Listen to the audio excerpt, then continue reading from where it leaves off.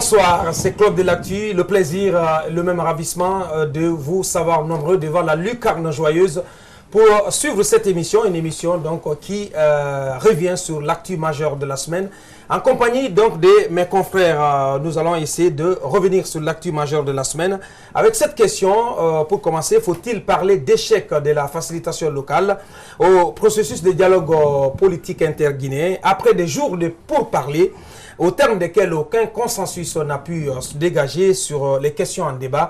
La communauté internationale a été obligée de venir à la rescousse pour tenter de sauver un processus qui patine. Mais un compromis a du mal à se concrétiser. Les tractations achoppent toujours sur les questions des délégations spéciales de la CENI et du fichier électoral. De l'autre côté, l'actualité est focalisée par cette visite en Guinée de Fatou Bensouda, la procureure de la CPI, la Cour pénale internationale. Elle est en Guinée pour constater l'évolution du dossier du 28 septembre. Faut-il y voir un emballement de la machine judiciaire qui pourrait obérer l'avenir politique de l'ex-capitaine Moussa Dadis Camara? D'autres questions, quid des prises de position des organisations de défense des droits de l'homme sur ce sujet? Faut-il espérer une évolution des enquêtes et pourquoi pas une découverte des charniers? En tout cas, le ministre de la Justice et des experts onusiens sont allés dans cette perspective cette semaine. Merci de votre fidélité. Pour faire le débat, nous avons invité pour vous notre confrère Bailaba de guinéenmarche.com. Bailaba, bonsoir. Oui, bonsoir, monsieur. Et également sur ce plateau, à l'extrême gauche, Nouhou Mbaldé de guinématin.com, administrateur général bien entendu. Nouhou Mbaldé, habitué de ce plateau, bonsoir. Bonsoir Abakar. Tout à fait à ma droite, monsieur Talibé Barré, il est patron du groupe de presse City FM, le journal La République. Talibé Barré, bonsoir. Bonsoir. Le co-animateur qui n'est plus à présenter, Mohamed Mara de la radio Espace FM. Mohamed Mara, bonsoir. Bonsoir. Bienvenue. Donc pour commencer, Bailaba, avec vous, on va attaquer de go. Pensez-vous que on est en train d'aller vers un compromis ou vous pensez que les choses vont lambiner à nouveau et finalement ça ne produira rien? Non, moi je pense que ça c'est mon point de vue personnel. On n'a pas intérêt que le pays connaisse s'enfoncer dans des crises, et surtout des crises parfois qui ne reposent sur rien de l'essentiel. C'est des problèmes de subjectivité, des égos des personnes, ceux qui souvent arrivent qu'on est souvent bloqués. Donc c'est regrettable, parce qu'au finish, on finira toujours par trouver un consensus, c'est obligatoire. Vous croyez véritablement un consensus? Tout à fait, il est possible. On est entre nous Guinéens. Je ne vois pas de raison qu'on ne se retrouve pas pour trouver des solutions à nos problèmes. Oui, mais entre nous Guinéens. Oui, c'est parce que. Entre nous Guinéens, si vous le dites, je ne comprends pas parce que. C'est-à-dire chacun vient se poser en dépositaire de la vérité. Et ce qui est dangereux, ce qui fait que ça ne bouge pas. Chacun vient, quand on vient négocier pour le problème qui concerne la nation, je crois, on vient avec des trucs, chacun libre. Maintenant, dans les discussions, on peut trouver des solutions appropriées de sorte que le pays ne subisse pas le poids des problèmes personnels que nous avons entre nous. Mais pourtant, il y a des problèmes de fond, des questions de fond qui n'ont pas pu trouver de réponse avec la facilitation locale. Il n'y a pas de problème sans solution, mon frère. On est entre nous, on est Guinéens. Bien, très optimiste. Si par les trucs, on ne peut pas parvenir à... Mais il y a ce que la loi prévoit aussi. C'est ça. C'est pourquoi chaque fois, on essaie de contourner les textes et autres pour négocier à l'amiable. Ce qui fait que sinon, après, il y a les textes qui définissent tous ces trucs que nous sommes en train de discuter aujourd'hui, en fait. Bien. Talibé Barry, vous croyez à un compromis, finalement, grâce à la communauté internationale?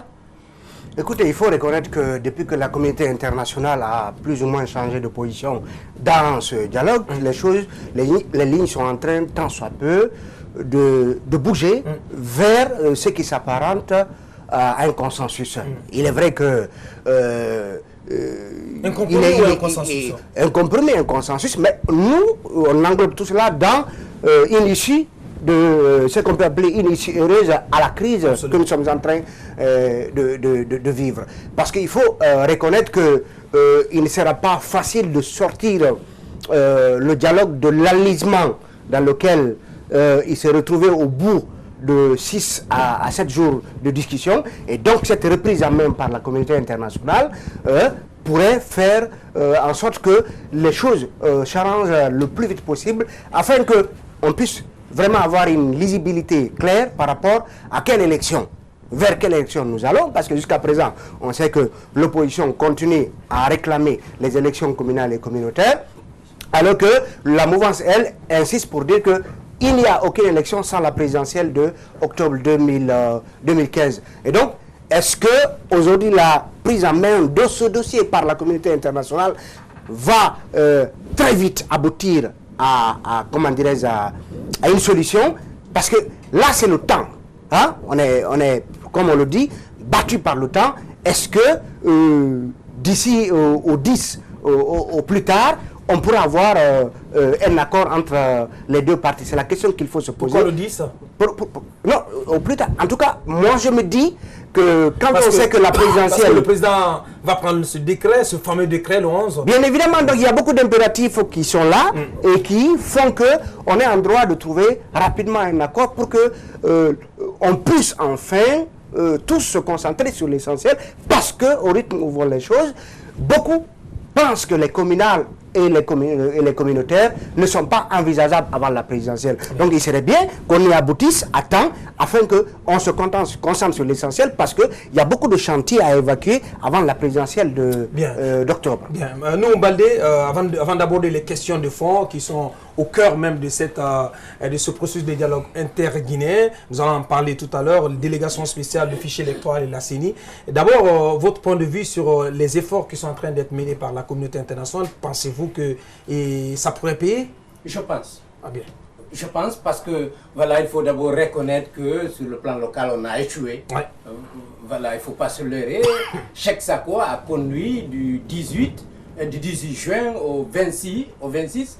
Malheureusement, ça n'a pas marché et l'opposition a décidé de claquer la porte. Et puisque chacun de nous échange un petit peu avec eux, on a appris qu'il n'y avait aucun effort de conciliation entre les positions. Cheikh Sako se contentait de faire un peu le bocard dans le dialogue, distribuer la parole, essayer de faire jouer à chacun son rôle, mais pas d'amener quelqu'un à accepter la position peut-être de l'autre ou de proposer des solutions médianes. Derrière les rideaux, il faut travailler. Il faut amener les gens à se comprendre. Quand vous suivez une discussion entre Talibé et moi, vous vous rendez compte qu'on ne se comprend pas. Mais attendez, le soir, c'est pas pour rien qu'en africain, nous disons que la nuit porte conseil. C'est parce qu'on sait qu'entre-temps, il y a des négociations de coulisses qui se font. Mais et malheureusement, parce qu'on consulte les femmes. Malheureusement, Maître Cheikh Sako et son comité interministériel ne le faisaient pas. D'ailleurs, comité interministériel, parlons-en.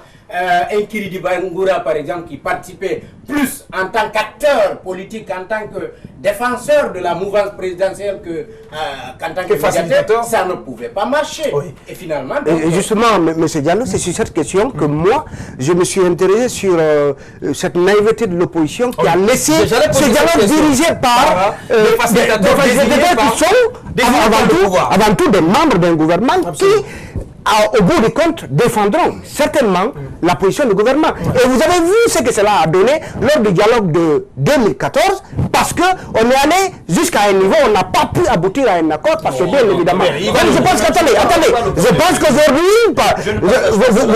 Attendez que j'en finisse, parce qu'on a fait l'expérience ici, que toutes les fois que on s'est retrouvé depuis que Alpha Condé est là, entre Guinéens pour discuter, on n'a pas pu trouver une solution au problème. Et cela est dû à quoi? À la crise de confiance qu'il y a entre les différents acteurs. Donc, partant de l'expérience que entre Guinéens, on ne se fait pas confiance et qu'on a très peu de chances d'aboutir à un accord solvable, crédible, si on n'est pas assisté et pratiquement mené par le bout du nez par la communauté internationale, on était sûr qu'on ne pouvait pas aboutir à un accord. Et aujourd'hui, on en vient à un stade où, finalement, c'est la communauté internationale qui est obligée de se saisir de la balle. Avant de donner la parole, Mohamed Maha, on va permettre à nous d'aller au bout de son raisonnement. Compris pourquoi une délégation spéciale peut être imposée alors que les responsables communaux n'étaient fautifs de rien et qu'on n'avait pas respecté la loi, et de surcroît que cette délégation spéciale persiste depuis déjà 2011. Donc un consensus est presque trouvé à ce niveau par rapport aux délégations spéciales, de ce que j'apprends. Ce n'est pas gagné, hein? Oui, mais je dis presque parce que... On va en parler à profondeur, oui. Il y a que parce qu'il planerait le veto d'Alpha Condé. Il faut arrêter de se spéciale. Nous sommes à la fin du processus. On est peut-être à 6 mois, 7 mois de la fin de toute cette procédure de transition. y compris les présidentielles, les communales. Je crois qu'il faut qu'on arrête de se Ça vous fait focaliser. pas mal de parler de transition? Mais non, quand on parle de l'égalité, ça ne fait pas mal. Ça ne vous dérange pas? Ça ne vous dérange pas? Nous sommes dedans. Ça ne nous dérange pas. En journaliste, ça ne vous dérange pas que 5 ans quasiment après l'élection du professeur Alpha Condé, mais c'est un constat qu'il fait. qu'on parle encore d'élections locales dans les conditions normales. Pas seulement d'élections locales. Non, élections locales. Parce que, non, il y a un cycle des élections, malheureusement, qui a été inversé par la naïveté de certains de nos hommes politiques. Parce que dans tout pays où il y a du bon sens, qu'est-ce qu'on fait? On commence par les élections locales. On appelle ça jamais les élections générales, on commence par les locales, les législatives, on termine par les présidentielles. Regardez le cas de figure dans lequel nous allons rentrer. Déjà, on a élu nos députés en 2013. Ça veut dire qu'en 2017, il faudra réélire un autre Parlement. On a le président, lui, il va être élu ou réélu en 2015, en 2020, année électorale. 2016, élection communale. Ça veut dire 4 ans encore après, d'autres élections. Ça ne vous gêne pas déjà qu'on soit dans un pays comme ça à élection? Là où je disais que je n'étais pas d'accord avec totalement avec Talibé, je comprends bien qu'il pense qu'il y avait une certaine naïveté de la part de l'opposition. Mais je me dis que l'opposition, pour une fois, a surtout compté sur le bon sens, mais surtout sur l'intégrité du ministre de la Justice. Parce que... Encore que cette intégrité avait été mise à rude épreuve lors du dialogue de juillet. Vous allez à mi-chemin, le dialogue ne marche pas. Vous tirez les conséquences de droit. Écoutez, l'opposition... C'est ça? Vous en tirez les conséquences de droit? Absolument pas. Absolument. Ce n'était pas la faute du ministre. Ce qui s'est passé, tout le monde sait qu'en réalité, le sable dans la machine est venu du côté de Sékou Touré. Tout le monde le sait. L'opposition s'est dit pour une fois qu'on a quelqu'un interlocuteur au sein du gouvernement, il vaut mieux ne pas jeter le bébé avec l'eau de bain. Mais en même temps, l'opposition pouvait aussi s'attendre à que le scénario de 2014... Qui est un bis repetita. Aurait pu se produire. Et il se produit d'ailleurs. Attendez, à quel niveau? Au niveau justement des relevés de conclusion.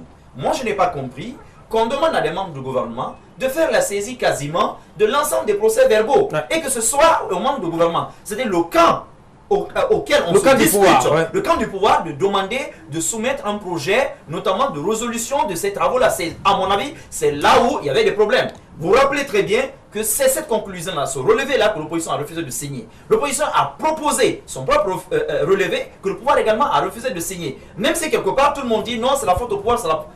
Mais le problème, il était là-bas. Maintenant, est-ce que partant sur les PV dont vous parlez, les PV du dialogue qui étaient tenus par les agents du pouvoir et qui finalement, selon l'opposition, ne reflétaient pas le contenu des discussions? À mon avis, c'est un détail. L'essentiel se trouve à 2 niveaux aujourd'hui.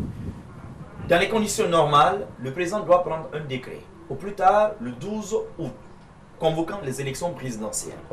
Ça veut dire que dès maintenant, au 12 août, la machine vraiment doit être mise en branle.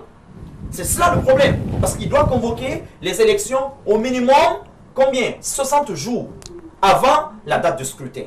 On est là parce que la date de scrutin, elle, doit être comprise dans l'intervalle de 90 jours par rapport à la fin du mandat présidentiel. Donc, ce problème, c'est un délai incompressible aujourd'hui. Même si on reculait la date du 11, on ne pourrait pas aller au-delà du 23 octobre.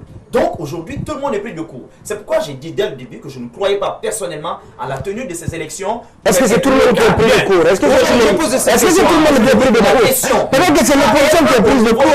Au niveau de ces propositions de solutions qu'on nous fait, ce sont des solutions extrêmement dangereuses pour l'après-élection qu'on est en train de faire. On va y revenir. Pour vous, je pense que vous avez suivi ce dialogue. Pour vous, par quoi Maître Cheikh Sako a péché?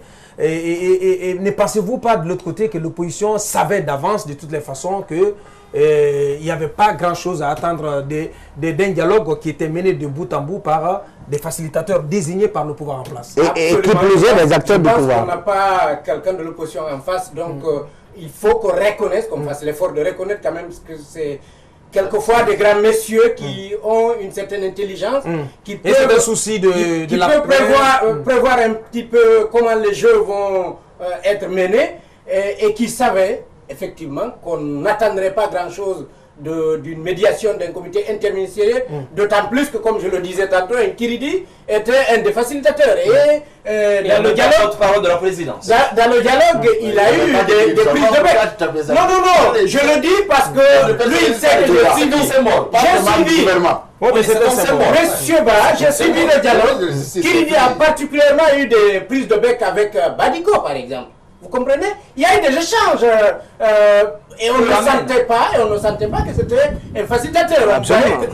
Je pense que l'opposition en était consciente, mais elle ne pouvait pas continuer aussi à marcher, à manifester. Il fallait prendre le peu qu'on lui offrait et je pense qu'elle comptait beaucoup plus sur la participation de, disons, la présence, puisqu'on les appelle observateurs, de la communauté internationale qui ne quittait pas des yeux les négociations. Et je pense que c'est ce qui a permis, par après, qu'on puisse relancer facilement. Parce qu'il y a eu déjà des débats et les représentants des émissaires de la communauté internationale ont tout suivi. Ils ont compris. Et donc, je pense que si on peut entrer déjà dans le débat, sur le compromis si on parle de compromis aujourd'hui, on a cité les délégations spéciales parce que là, au moins, il y a un début de rapprochement.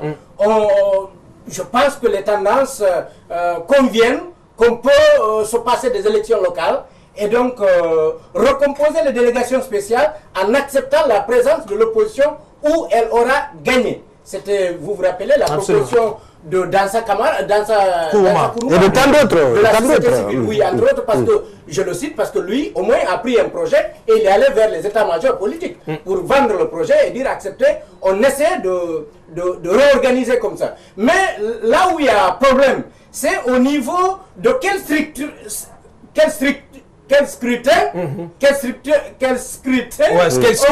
on va prendre. Est-ce que c'est le vote à la proportionnelle ou bien à l'uninominal? L'UFR, par exemple, a tendance à vouloir le scrutin uninominal qui est équilibré. À Conakry, par exemple, ça permet à ce parti de gagner Kaloum, Matam et Matoto. Et le pouvoir ne veut pas entendre cette proposition parce que si on prend la proportionnelle comme base de calcul, c'est le pouvoir qui va diriger les communes de Matoto, de Matam et de Kaloum. Et c'est ce que le pouvoir veut.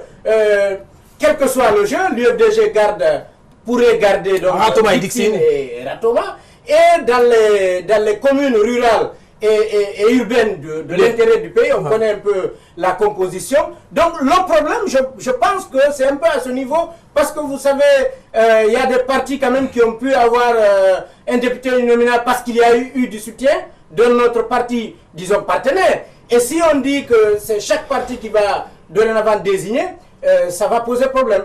Mais de l'autre côté, quand vous prenez le fichier électoral, il y a un antagonisme.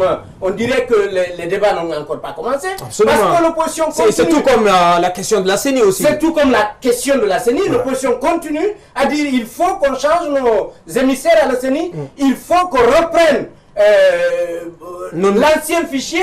Nous ne sommes pas d'accord avec celui actuel. Ils ont dénoncé l'enrôlement massif d'enfants.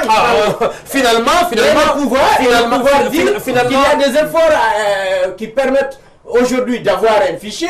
On ne peut pas le discréditer. Alors finalement, vous-même, vous êtes d'accord avec moi que l'espoir est très mince pour arriver à un compromis avec ces efforts qui sont en et c'est pour cela que très tôt, j'ai signé un papier quand la mouvance nous annonçait très rapidement un accord. J'ai dit ce n'est pas probable. Parce qu'on a compris effectivement qu'à ce niveau, sans compter, vous faisiez le débat tantôt, sans compter qu'après tout, il y a le décideur suprême.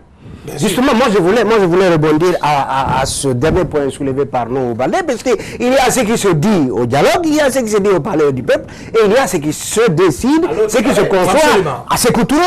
Parce que nous apprenons que par rapport aux délégations spéciales, le président n'est pas défavorable à l'idée d'une dissolution des délégations spéciales. Mais justement, la question se pose au niveau du mode de scrutin législatif qu'il faut prendre en compte dans le cadre de la transposition des résultats. Il faut préciser aussi que le président, selon les informations, ne veut pas aller au-delà des 28 délégations spéciales. Justement, et notre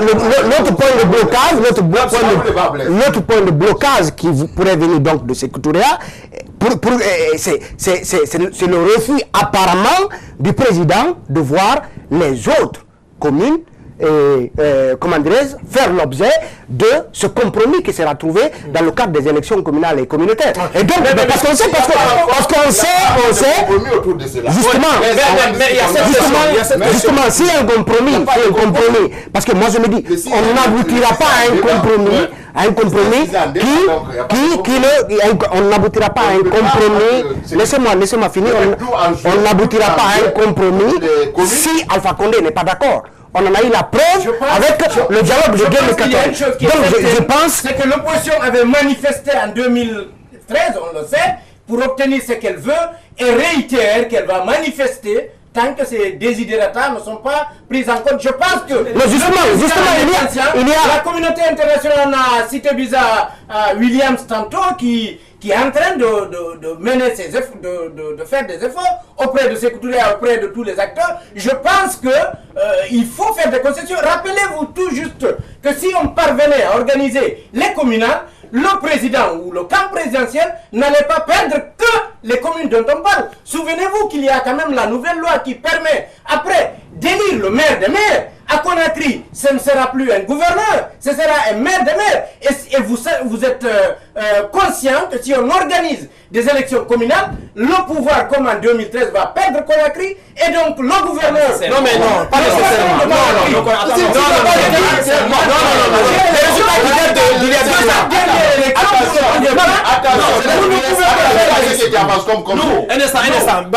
Vous ne pouvez pas faire débat sans faire référence à la dernière élection. C'est la dernière élection. C'est une référence. Mais tu penses qu'à partir de ces résultats, tu penses que l'opposition est en avance? Si on calcule, on fait le ratio de tous les voix. C'est comment on Non, attends, parlons sérieux, soyons sérieux. Mais on est sérieux. Voilà, on est sur un plateau de télé, on est en train de débattre. Mais on est sérieux. J'ai dit, tu commences par Dadis Camara, tu prends la Sénacurité, tu prends nous faisons référence aux dernières élections législatives. Absolument. Les ratios de voix qu'on a, des parts de secours, ça quand il a récolté. Si nous allons sur cette base pour calculer, pouvoir était en tête. Le pouvoir est en tête. Largement. Vous êtes en train, c'est le faux calcul, vous tournez tous de l'autre côté. Vous ne calculez pas bien, vous vous contentez de chiffres alignés. Alors que les trucs ne sont pas statistiques, ça bouge. Vous oubliez que l'élection communale, il y aura des listes communes. Et l'opposition fera le maximum. Comme elle a réussi. Mais on va s'écouter, c'est pas une fois d'un point non plus. Allez-y, il va nous voir. Je dis qu'il y a cette possibilité pour l'opposition de proposer des listes communes. On a écouté tous les dégâts. Moi je pense que ce n'est pas la peine de se perdre en conjoncture quant à qui va gagner s'il y a des communales et des communautaires. Là n'est pas la question. On est en train de discuter sur les possibilités qui s'offrent à la Guinée de sortir de la crise. Maintenant aujourd'hui je pense que... J'ai juste évoqué la question en disant, à mon avis, le pouvoir a intérêt à accepter parce que l'opposition dit, si on n'a pas de compromis aujourd'hui, nous continuons les manifestations jusqu'à ce qu'on organise les élections communales. Et je dis, à mon avis... Vous pensez que l'opposition a finalement le choix? Est-ce qu'elle pourrait revenir à ces manifestations après le Ramadan? Absolument. Et ils l'ont dit. Ne pensez-vous pas que les carottes sont cuites? Ne pensez-vous pas que les carottes sont cuites? Les négociations. Monsieur Diallo, moi je voudrais ceci. Juste que je finisse, s'il vous plaît. J'ai dit le pouvoir qui est conscient que l'opposition reviendra dans la rue pourrait faire des concessions, pourrait accepter qu'on ait un compromis pour éviter cela. Parce que l'opposition... Vous croyez le pouvoir faire quelle concession? Je pense sur quelle question? Je pense que les délégations spéciales dont on parle, je pense qu'il y a presque un compromis là-dessus. Moi, je peux vous dire que c'est pas gagné. Le parti qui n'est pas totalement d'accord c'est qu'on prenne les proportionnels comme base, c'est l'UFR, et je pense que... c'est un jeu d'intérêt. Voilà, l'UFR n'est pas le parti que le pouvoir craint le plus. Quand on parle il s'agit d'un dialogue inclusif. C'est le parti légal. J'ai dit, c'est quand même à mon avis, c'est un parti comme tout un autre. À mon avis, il a ses représentants à l'Assemblée comme tout un autre. Mais c'est clair. Donc ne minimise pas les gens sur les... Mais je l'ai cité, mais j'ai dit à mon avis, le pouvoir est amené à faire cette concession-là pour pouvoir éviter des troubles pré-électoraux. Parce que l'opposition est décidée à se mettre dans la rue si c'est... Monsieur Gallo, moi je voudrais...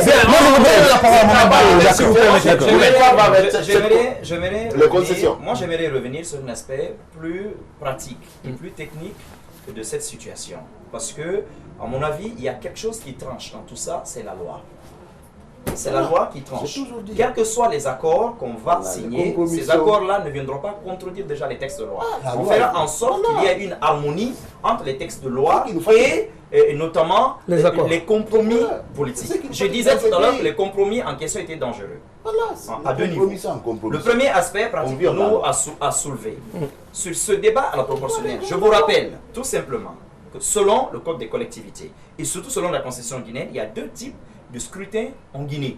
C'est le scrutin à l'union nominale, auquel les députés, notamment à l'union nominale, sont élus comme le président de la République, parce que c'est une élection union nominale, c'est le cas de l'élection présidentielle. Il y a les scrutins de liste. C'est justement ce type de scrutin auquel on va être confronté. Alors, s'il faut aujourd'hui trouver un compromis, c'est très simple. On ne peut pas prendre un autre type de scrutin, notamment à l'union nominale, auquel le président est élu, tout comme ces 38 députés. Mais c'est ça qui affaiblit la position de l'UFR. Absolument. Justement, alors, si sa position ne tient pas, il va falloir s'en passer pour avancer. C'est pourquoi je vous ai dit tout à l'heure que quand vous dites que si jamais on fait ce genre de recomposition, le pouvoir pourrait perdre, moi je vous ai dit ce n'est pas juste. Mais je vais vous dire pourquoi. Non, mais c'est un point de vue un peu. Je vais vous dire d'abord. Vous pouvez ne pas être d'accord puisque c'est un point de vue que je donne. Oui, c'est un point de vue. J'ai dit, à mon avis, le patient va présenter. Maintenant, je vais vous montrer que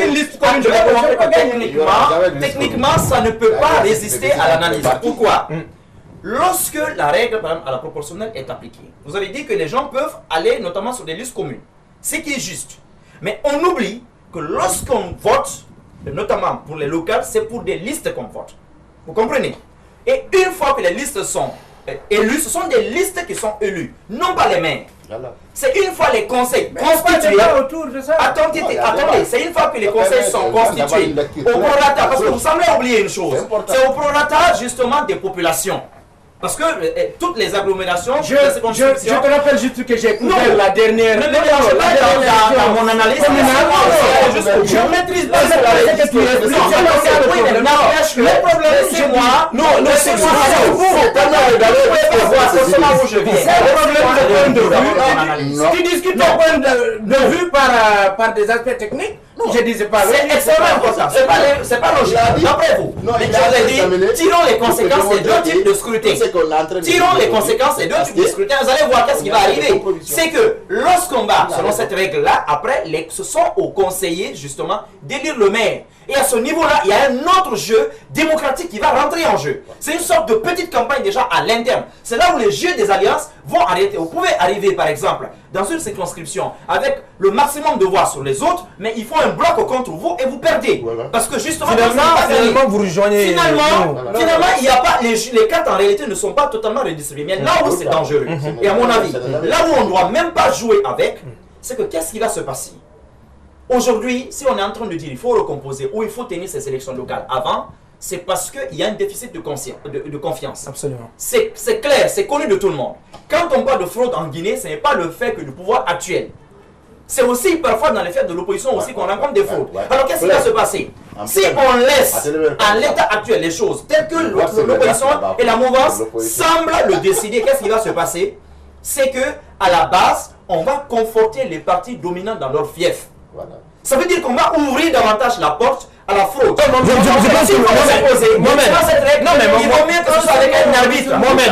À vous écouter, donc il n'y a pas lieu d'aller à ces solutions, à ce compromis. Alors. Ce compromis-là, il est dangereux. De deux choses l'une. Soit on applique la solution de la loi, alors on tient ces élections. Parce que tout porte à croire qu'on a les moyens de les organiser. Soit on ne peut pas. On peut tenir ces élections-là. Oui, parce que la crainte de l'opposition, n'oubliez pas, c'est qu'il y ait une influence. La question n'est pas le 30 août. Je ne suis même pas d'accord. C'est même pas réaliste. C'est même pas légal. C'est une solution illégale que l'opposition propose là.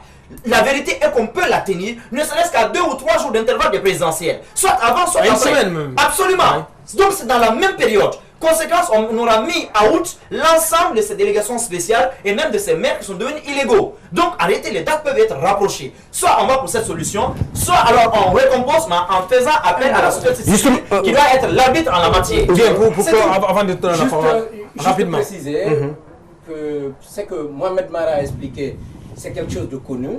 Et Kiridiem d'ailleurs chahuté souvent d'Alem pour dire les dernières élections, ce sont eux qui les ont organisées. Il était avec ses loups à l'époque. Et je voudrais dire que les partis politiques ont des conseillers économiques, juridiques et autres. C'est des gens qui connaissent tout ce qu'on discute là, vous comprenez, qui en sont conscients, qui sont concernés. Mais qui font tout pour violer. Non. Attends que je finisse s'il vous plaît. J'ai dit, quand je parle de possibilité de liste commune, on l'a vécu ici, vous comprenez, entre l'UPR par exemple et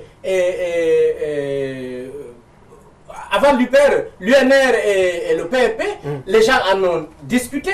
Il est arrivé, par exemple, vous prenez Télimélé, vous prenez Dingiray et vous prenez Fria. C'était comme ça que les gens ont été élus. Le parti ne pouvait pas à lui seul gagner. C'était presque une proportionnelle, mais comme c'est une liste commune qu'on a envoyée, et ce qu'il explique là, qu'après l'élection on va débattre. Vous savez, on parle politique, les gens négocient tout ça avant de se lancer. Le parti politique qui noue alliance avec un autre parti, c'est d'avance, à peu près si notre liste est élue, combien de conseillers j'ai, mais en même temps, quel poste je vais occuper. Rappelez-vous de Lansana Kouyaté quand il a déballé quelque peu son accord avec le président Alpha Condé. Il a donné le pourcentage de ministres, le pourcentage de préfet, le pourcentage de...